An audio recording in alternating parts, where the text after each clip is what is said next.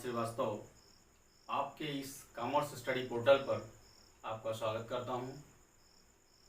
दोहरा लेखा प्रणाली पढ़ने की सीरीज में आज हम आपसे दोहरा लेखा प्रणाली के दोषों के बारे में चर्चा करेंगे। लेकिन आपसे एक बात करना चाहेंगे कि दोहरा लेखा प्रणाली एक लोकप्रिय प्रणाली है। इस प्रणाली में ढेर सारे ऐसे गुण हैं जिनके कारण यह अकाउंटेंट्स या लेखा पालकों की पहली पसंद है। फिर भी यह प्रणाली भी दोषों से अछूती नहीं रह गई है।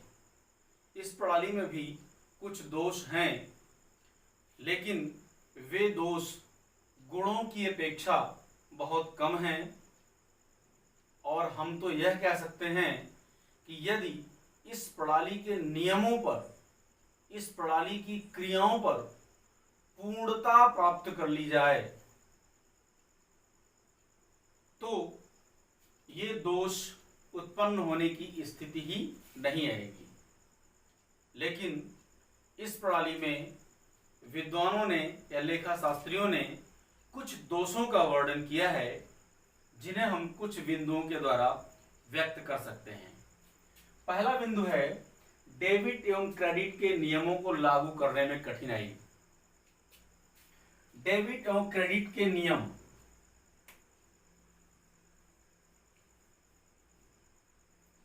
डेबिट एवं क्रेडिट के नियम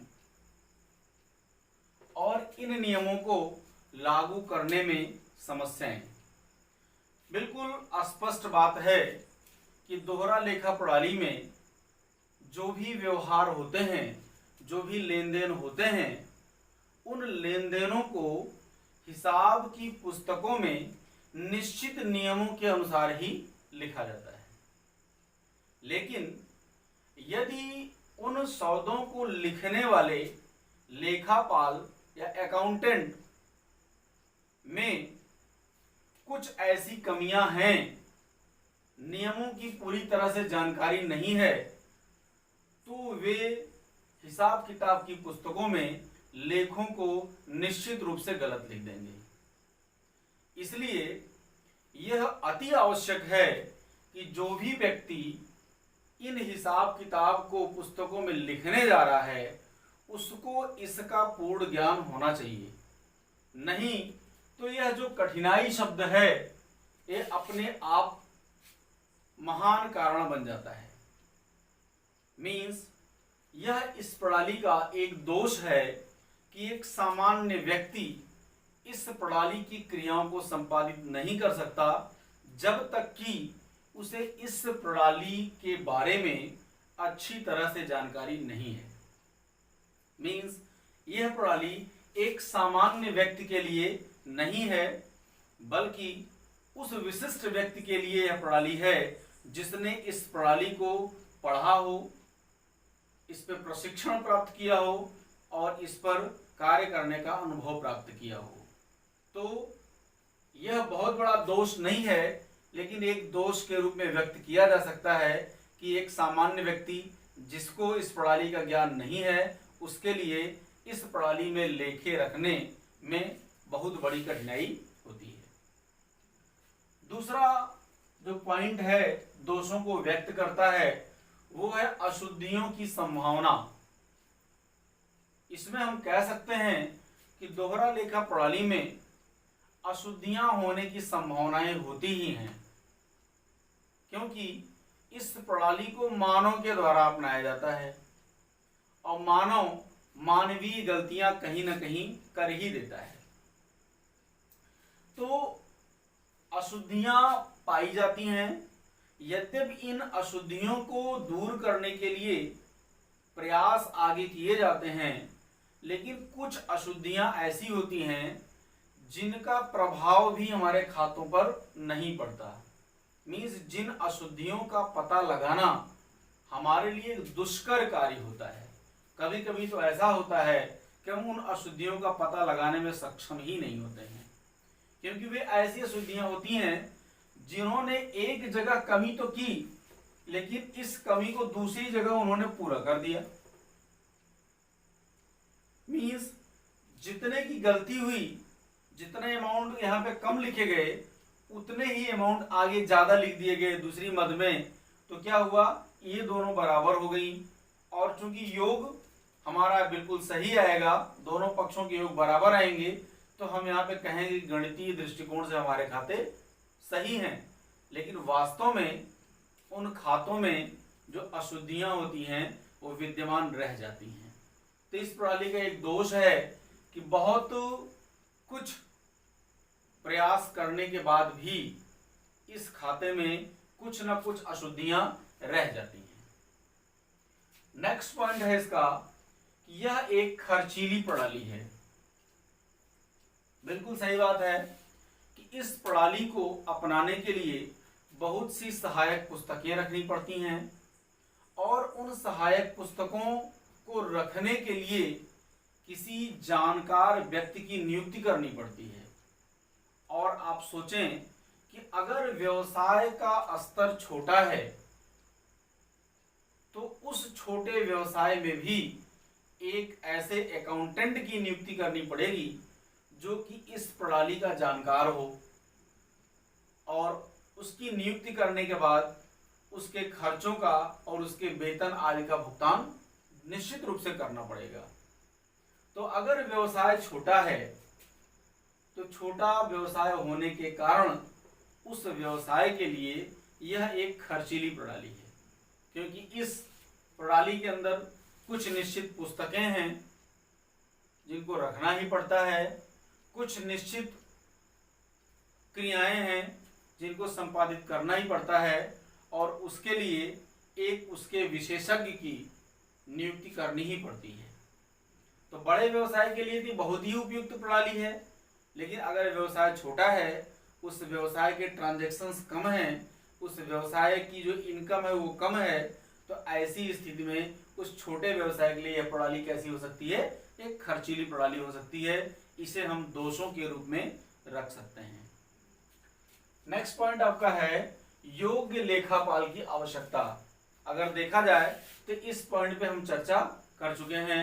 यहाँ पे हम इसके दोषों में बता सकते हैं कि चूंकि इस दोहरा लेखा प्रणाली को अपनाने के लिए, इस प्रणाली पे काम करने के लिए किसी भी व्यक्ति को दोहरा लेखा प्रणाली का ज्ञान होना आवश्यक है, जिसके लिए उसे प्रशिक्षण प्राप्त करना पड़ता है, उसे कार्य का अनुभव लेना पड़ता है, तब जाके वो किसी कार्य को सही तरीके से संपादित कर सकता है।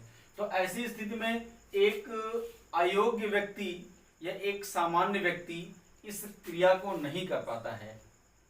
तो इसके एक दोष के रूप में इसे कहा जा सकता है कि यह एक ऐसी प्रणाली नहीं है जिसे सामान्य जनमानस भी प्रयोग कर सके, बल्कि इसके लिए एक योग्य लेखापाल, एक योग्य कुशल अकाउंटेंट की आवश्यकता होती है। और सामान्य से जीवन में लोग चाहते हैं कि प्रणाली इतनी सरल हो, उसे कोई भी व्यक्ति उस प्रणाली पे काम कर सके, उस प्रणाली को अपना सके। लेकिन इसके लिए इस प्रणाली को प्रयोग करने के लिए प्रशिक्षण लेना पड़ता है। उसके लिए कई प्रशिक्षण संस्थान हैं जहां से ज्ञान लेना पड़ता है। आपको भी इस प्रणाली के बारे में पूरी जानकारी इसलिए दी जा रही है जिससे आगे चलकर आप इस योग्य लेखापाल की पूर्ति कर सकें, आप एक कुशल अकाउंटेंट बन सकें।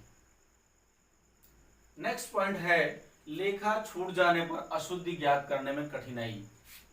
कभी कभी ऐसा होता है कि लेखापाल के द्वारा, अकाउंटेंट के द्वारा लेखा करते समय कुछ लेखे छूट जाते हैं, और यदि वे लेखे दोनों पक्षों में लिखने से छूट जाते हैं, मीन्स हमने आपसे चर्चा किया कि कोई भी लेन देन होगा तो उस लेन देन के कम से कम 2 पक्ष होंगे, और यदि गलती ऐसी हुई है कि दोनों पक्षों में लेखा करने से छूट गया, मीन्स एक पक्ष में डेबिट होना था और दूसरे पक्ष में क्रेडिट होना था, ना तो डेबिट वाले पक्ष में लेखा किया गया और ना ही क्रेडिट वाले पक्ष में लेखा किया गया, तो इसका प्रभाव खातों पर कुछ नहीं पड़ेगा।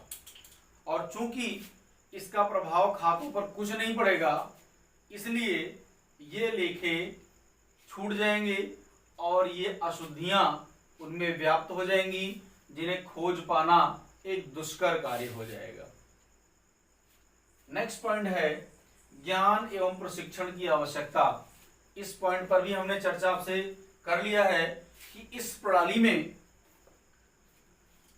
कार्य करने के लिए किसी भी व्यक्ति को ज्ञान प्राप्त करना पड़ता है कि वास्तव में प्रणाली है क्या, इस प्रणाली पे काम कैसे किया जाता है, और उसके लिए उसे उचित प्रशिक्षण लेना पड़ता है। जैसे आज दोहरा लेखा प्रणाली का ज्ञान आप प्राप्त कर रहे हैं, इसकी पढ़ाई कर रहे हैं कि दोहरा लेखा प्रणाली वास्तव में क्या होती है, दोहरा लेखा प्रणाली का प्रयोग कैसे किया जाता है, दोहरा लेखा प्रणाली में हिसाब किताब कैसे रखे जाते हैं। आपको दोहरा लेखा प्रणाली की एक एक चीजें आपको सिखाई जा रही हैं कि दोहरा लेखा प्रणाली का आशय क्या है, दोहरा लेखा प्रणाली की विशेषताएं क्या हैं, दोहरा लेखा प्रणाली के उद्देश्य क्या हैं, दोहरा लेखा प्रणाली के गुण क्या हैं, इनके दोष क्या हैं, आगे इनके सिद्धांतों के बारे में बताया जाएगा। तो मीन्स आप ज्ञान प्राप्त कर रहे हो और इस ज्ञान को कहीं पर जब आप प्रयोग करोगे, जब आप क्वेश्चन सॉल्व करने लगोगे, तो वहाँ पे प्रशिक्षण जैसी स्थिति आ जाएगी। वहां पे आप इस पे क्या करोगे, काम करने लगोगे और आपको प्रैक्टिकल जैसा कुछ नॉलेज होने लगेगा, तो आप क्या करोगे, इस विधा में, इस कला में पारंगत हो जाएंगे। तो क्या है, इसका मतलब क्या है कि आपको दोहरा लेखा प्रणाली को अपनाने के लिए ज्ञान की और प्रशिक्षण की आवश्यकता होती है। एक सामान्य जनमानस का व्यक्ति इस प्रणाली को नहीं अपना सकता, इसे इस प्रणाली के दोषों के रूप में कहा जा सकता है। उम्मीद करते हैं आपको दोहरा लेखा प्रणाली के दोषों को समझने में कोई परेशानी नहीं हुई होगी। आप दोहरा लेखा प्रणाली के दोषों को अच्छे तरीके से समझ चुके होंगे। फिर भी यदि आपके मन में कुछ समस्याएं हैं, कोई पॉइंट्स ऐसा है जिसके बारे में आपको कुछ बातें पूछनी है, तो वीडियो के कमेंट बॉक्स में लिखकर, मैं बार बार बोलता हूं, रोज बोलता हूं कि वीडियो के कमेंट बॉक्स में लिखकर आप अपनी समस्याओं का समाधान पा सकते हैं। धन्यवाद।